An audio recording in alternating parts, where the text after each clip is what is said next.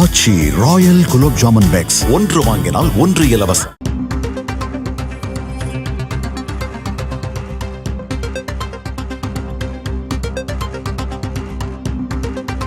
அரியலூரில் சற்று நேரத்தில் பரப்புரையில் ஈடுபட உள்ளார் தமிழக வெற்றிக் கழகத்தின் தலைவர் விஜய். ஏற்கனவே இன்று பிற்பகலில் திருச்சியில் பரப்புரை மேற்கொண்டிருந்த நிலையில் இன்னும் சற்று நேரத்தில் அரியலூரில் அவர் பேசவுள்ளார்.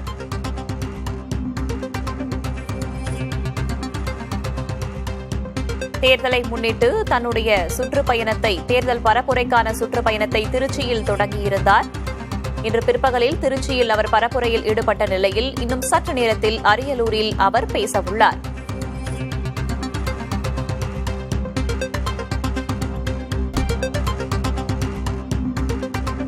தாவேகா தொண்டர்கள் அதிகப்படியாக அங்கு திரண்டிருக்கும் நிலையில் தொண்டர்களுக்கு நடுவே தற்போது அவர் வாகனத்தில் வந்து கொண்டிருக்கும் காட்சிகளை பார்க்கிறோம்.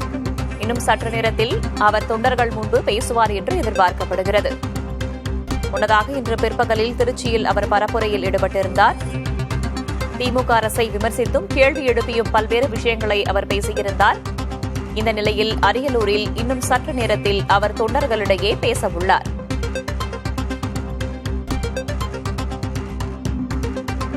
திருச்சியில் முன்னதாக எம்ஜிஆர் சிலை முன்பாக அவர் பரப்புரை செய்திருந்த நிலையில் அரியலூரில் இன்னும் சற்று நேரத்தில் பரப்புரையை தொடங்கவுள்ளார் தாவேகா தலைவர் விஜய்.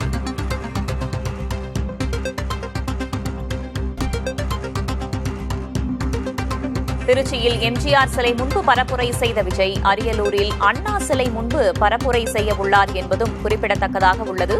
முன்னதாக அவருடைய பரப்புரை வாகனத்திலும் அவர்களின் புகைப்படம் இடம்பெற்றிருப்பதும் குறிப்பிடத்தக்கதாக உள்ளது. அவருடைய பேச்சை கேட்பதற்காக அங்கு அரியலூரில் திரண்டிருக்கும் தாவேகா தொண்டர்கள் தொடர்பான காட்சிகளை நாம் பார்க்கிறோம். அந்த பகுதிக்கு தற்போது விஜய் வருகை தந்திருக்கிறார். இன்னும் சற்று நேரத்தில் அவர் தாவேகா தொண்டர்கள் முன்பு உரையாற்ற உள்ளார்.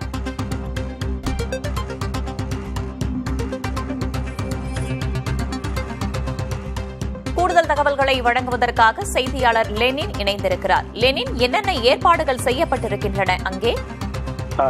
தமிழ்நாட்டினுடைய மையப்பகுதியான திருச்சியிலிருந்து இன்று காலை தன்னுடைய பிரச்சார பயணத்தை தவேகா தலைவர் விஜய் தொடங்கியிருக்கிறார்.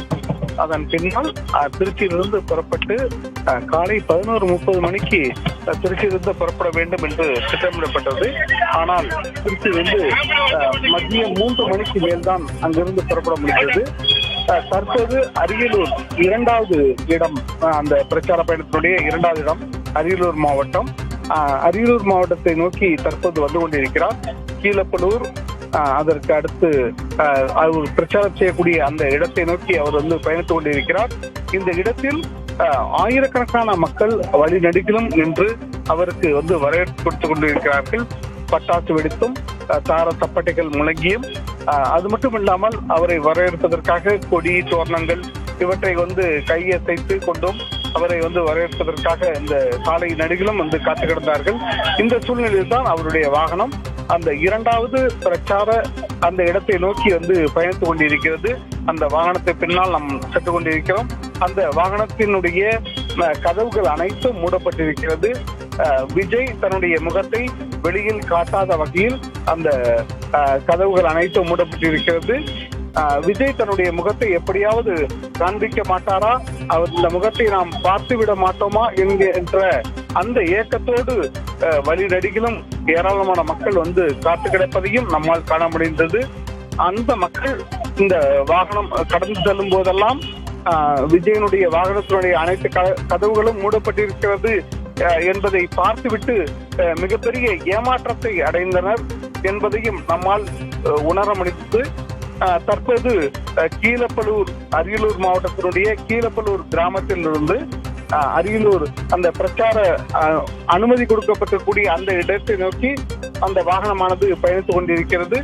அதனை நம்மளுடைய ஒளிப்பதிவாளர் மகேஷ் காண்பித்துக் கொண்டிருக்கிறார். அந்த வாகனத்தினுடைய பின்னால் நாமும் பயணித்துக் கொண்டிருக்கிறோம். வேதவழி, தகவல்களுக்கு நன்றி லெனின். ஆச்சி ராயல் குலோப் ஜாமுன் பேக்ஸ் ஒன்று வாங்கினால் ஒன்று இலவசம்.